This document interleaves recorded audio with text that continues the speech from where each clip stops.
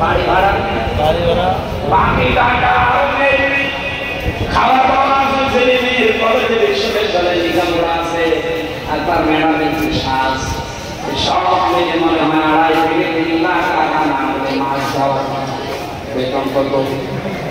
বেতন যাওয়ার পর আরো ব্যবস্থা নিয়ে যায় নিয়ে যান।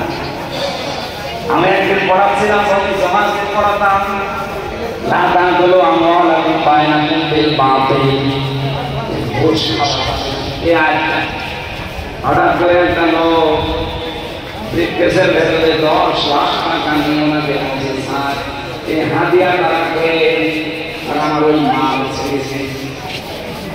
আমারে বলছে হুজুর নেব নেবে না, আপনার পড়ালাম আর আজকে সে ঘুষের আয় এতদিন যাই পড়িয়েছি আজকে ঘুষের আয় পর্যন্ত এসেছে সুরা বাকারা, আর আমি আজকে এই জিনিস পেয়েছি। আমাদের